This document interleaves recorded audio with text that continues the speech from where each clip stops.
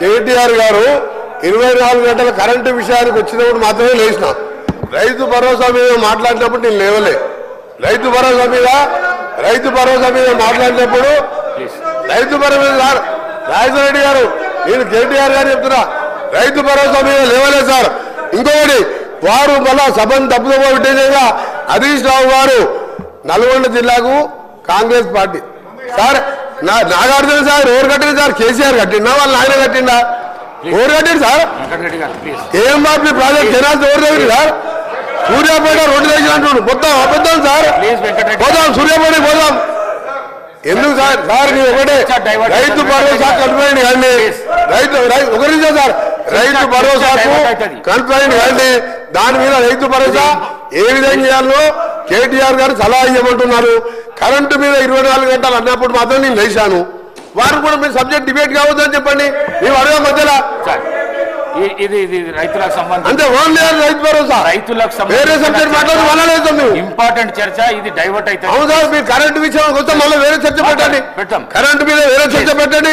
ఇలా log book లేదో బయట పెడతా నేను. ప్లీజ్ కూర్చోండి. ప్లీజ్ కేటీ రామారావు గారు, ప్లీజ్ కేటీ రామారావు గారు. Speaker sir, please speaker sir, తమరితోని వినయపూర్వక విజ్ఞప్తి సార్. దయచేసి ఒక 10 రోజులు హౌస్ను పొడిగించండి. 10 రోజులు హౌస్ను పొడిగించండి దయచేసి. పొడిగించి ఇప్పుడు మంత్రి గారు కోరిన విధంగా ఒకరోజు ఎలక్ట్రిసిటీ మీద చర్చ పెట్టండి. మన మంత్రి గారు కోరిన విధంగా ఇరిగేషన్ మీద చర్చ పెట్టండి. మంత్రి గారు కోరిన విధంగా మిషన్ కాకతీయ మీద పెట్టండి, మిషన్ భగీరథ మీద పెట్టండి. దాంతో పాటు అధ్యక్ష నల్లగొండ జిల్లా అభివృద్ధి మీద కూడా ఒకరోజు ప్రత్యేకంగా చర్చ పెట్టండి అధ్యక్ష. కానీ ఈ రకంగా మధ్య మధ్యలో లేచి మళ్ళా డిస్టర్బ్ చేయడం కరెక్ట్ కాదు.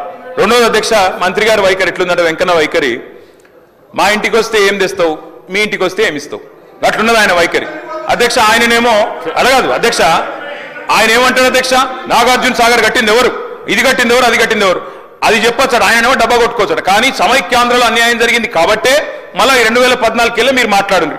అప్పుడు జరిగిన తప్పులు ఎత్తి చూపుతేనేమో ఇబ్బంది అవుతున్నది. కానీ అప్పుడు కట్టిన ప్రాజెక్టులకు మాత్రం డబ్బా కొట్టుకోవడం, డప్పు కొట్టుకోవడం మాత్రం ఆయన చేస్తారట. ఇంకొక మాట అధ్యక్ష, మంత్రి గారికి నేను కోరుతా ఉన్నా, దయచేసి మీరు హౌస్లో ఉన్నారు.